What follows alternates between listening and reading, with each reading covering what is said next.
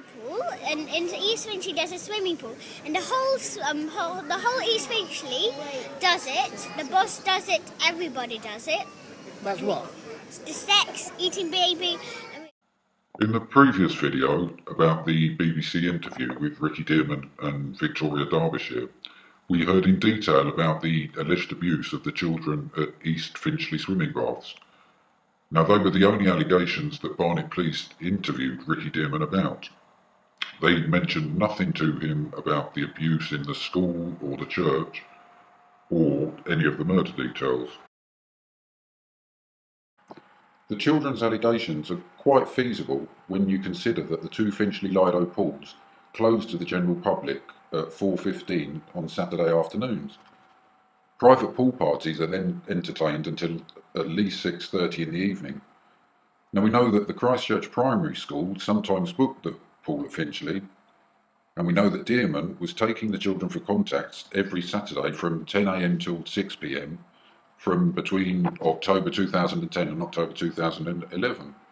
And the children alleged that they were abused at the Lido during these contacts. So again, why no police investigation? Why are the children in care when they should be with their mother and Russian grandparents? And Ella and those two children's case is not unique. I sat with her for 3 hours, and what she shared was 100% truth. And I know no police officers have properly investigated this. It's incumbent upon you, Sergeant, to make sure that that investigation starts fully and fairly.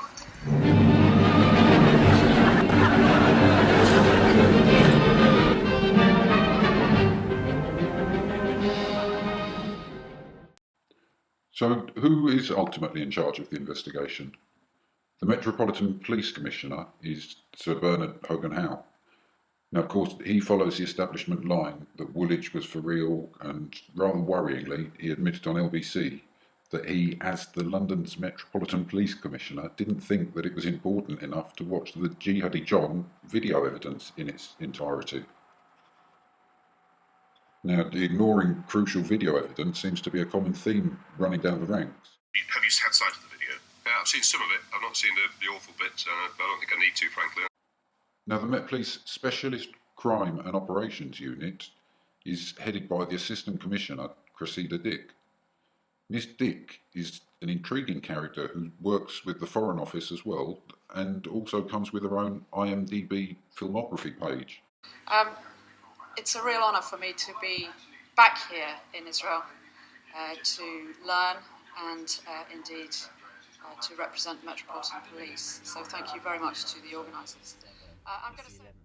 And then on the front line, in charge of the investigation, we have the investigating officer from the CB Serious Crime Squad, DC Steve Martin. I'll give this a clean up. How do you remember that? I was only little. I was only like maybe 3 years old. But So I remember. how do you know that? Who did someone tell you about it? I remember. Oh really? I remember wow. when I was from there. 3. Yes, wow. I remember. That's See, then after good I was because not a lot of people can remember from 3. Because I was next to the door, and I was listening. I was looking, and I was peeking through the door what they were doing. And then the door that time it didn't go in the room, in the bathroom. It went out of the bathroom into the corridor. So if you open it, you can hit somebody. But my father saw me peeking, so he just opened the door straight away. So that the door banged right on my head. Yeah. And I got knocked over. I got hurted. Yeah. And then he pretended that he did not hurt me or anything. But then after, but he pretended to be nice then. Yeah. But my mum, she just called my big brother James. He just called the police straight away. Okay. All right. What we'll do is we'll call it an end. It's 12 minutes past 7. And it's the 11th of September. Okay. We'll do. If you go in the room with the telly, then when your mum's finished, she'll come in and join you. And I'll give this a clean up. While Ella and Abraham have been treated appallingly for doing the right thing. Instead of commending their bravery, the sly British media have printed lies and slander about them. David Wilkes from the Mail Online was particularly vicious, claiming that Ella had orchestrated this whole series of events to get back at Dearman in a custody dispute. He failed to mention that Ella already had full custody of the children. The story which Judge Puffley gave to the media is that that is a dispute, it's a custody dispute. Now, this couldn't be further from the truth, because I already had custody over my children. Why would I do that? Why I would take children with these false allegations to the police and to put them through what they're going through, and to put myself in this situation? Besides, I think it's a quite serious crime, right? To make false allegations and of this matter. And not just that, if you wanted to get back onto him, I mean, why I would include teachers, parents, why I would do that? Police officers, the social workers, Kafka's workers, why on earth I would do that? Tell me about Mama first of all. What's she like? She's kind. Yes. And what's your favourite thing about Mama? She's really kind and she looks after us. Oh, nice. So she takes us to holidays. Sometimes she gives us junk food. My mum used to make sushi, but without rice. I mean, about what your mum does. Is there anything that your mum does that you don't like, other than food? Well, I meditate. Do you? Yes, I meditate. like that? Yes, I meditate, but really, my mum got upset about one thing about meditation. Why? Because she did not know that I ate meat or baby meat all this time since I was a baby. She never knew, because I knew while I'm meditating, even because one of the rules is not to eat meat or any dairy. Right, I see. Or lie or steal or do anything. Okay. But because that time my dad used to learn me to steal money, all kind of stuff like that. That's why I used to steal my mum's money and buy sweets with it, or sometimes give it to my dad. Okay. Yeah. Okay, and what do you like about your mum? She's really kind. She buys whatever I like. Oh wow, that's lucky. And what sort of things do you like? And she also gives me lots of money. Does she? What's that for? Just gives me money for no reason. Oh, okay. She gives me, like, Abraham, he gives me £200. What for? An iPad mini. Wow, he gave you some money for an iPad mini? Yeah. Wow. Yeah. And what had you done to get that? Nothing, I just really did nothing. Oh, okay. I just earned it for behaving well. Oh, okay, so your mum does nice things, she buys you what she wants. She buys me lots of treats, she buys me popcorn, she buys me sandwiches. Wow. And so it's Abraham B buys me sandwiches, popcorn, and she does my bed, and... Wow. So lots of nice things. Yeah. And is there anything that you don't like? No, she never hurts me, never hurts me. Never? That's good. No. Good. She just says, please don't do that. Oh, that's nice. And what about Papa Hemp? No, he never hurts me. No, what do you like about Papa? Tell me the nice things about Papa Hemp. He does nice juices for me, he buys lots of nice stuff, he buys me clothes. Yeah? Yeah. While we're on the subject of Papa Hemp, and just to clear up a couple of things, Abraham formed a private nutritional research organisation called Hampstead Organics in 1996, which developed a bit of a cult following.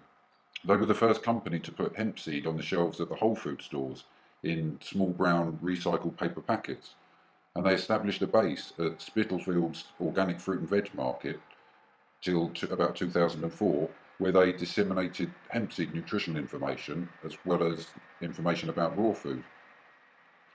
Now, the company was required by Planet Organic to mark their packets of hemp seed with the ubiquitous 666 barcode. Abraham was adamant that the packets should not bear this 666 barcode, and so have a feeling that they'd fulfilled their remit of reintroducing hemp as a foodstuff. He began in earnest on research. In 2013, Abraham received an honorary doctorate from Dr. Anek Westra for his work showing how the fresh juice of hemp, incorporating leaves, seeds and flowers, supplied an ideal plant-based blood transfusion liquid for humans. Yeah. Okay. And is there anything you don't like about Papa Hemp? No, it never hurts me. No, Never. but what about other things? Is there anything at all you don't like? No. No? Nothing else. And what about Papa Hemp. Yes. What's he like? He's kind, but when we were telling him all about this on the holidays in Morocco, because we were scared to tell, of course, so we lied a bit. We lied a lot though. Okay. We lied a lot, but then we were so scared and terrified when he found out about it. Because the first time he's like, right, Elisa and Gabriel, somebody's touching you, and I know who it is. He said that to you? And then we just gave up, and we just said my dad. What do you mean you gave up? We gave up the deal with our dad, but not to tell anyone about this, or mom, anyone. Okay. But then we just gave up the deal. We just told him that's our dad, and then we carry on telling. But that time we were terrified to tell all about this baby killing and all this. Tell the truth, please. Lisa, please, just tell the truth. Look, they're not here yet. They're not here. Look, and nobody's touching me. No, when we're with Mum and Uncle, please tell the truth, Lisa. It's really important. If you won't tell the truth, you'll get yourself in big trouble yourself. You'll get into deep trouble yourself. So please tell the truth. Whatever Mum or Uncle says, tell the truth. Okay? Okay, Lisa? Got older, we got you more used to it.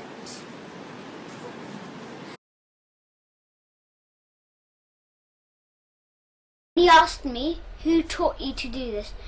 Who done this? And then then we told him it was a dad, and then. Okay. And then, but we were still really scared. We was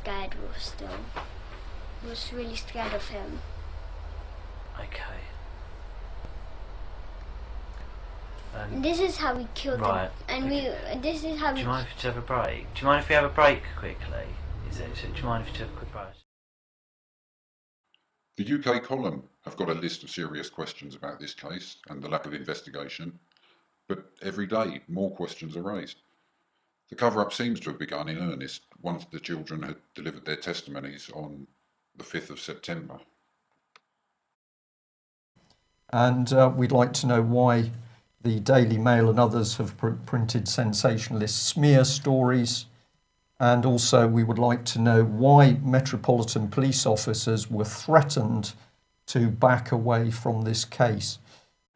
DC Steve Martin seems an unlikely character to run an investigation of this gravity. He didn't even watch the 21 original testimony videos, and he hasn't followed evidence that's been in front of him. His lack of genuine empathy towards the children is staggering, considering what they've been through. At one point, he left Gabriel in an interview room for 20 minutes after promising to be back shortly. The video carried on recording, and we saw it slowly dawn on the boy that he had been lied to again. This time it was by a policeman who had insisted on a pact beforehand to tell the truth, no matter what. And just to explain today's date, it's 10:30 in the evening, and it's the 5th of September. And as I said, we're here at Barnet.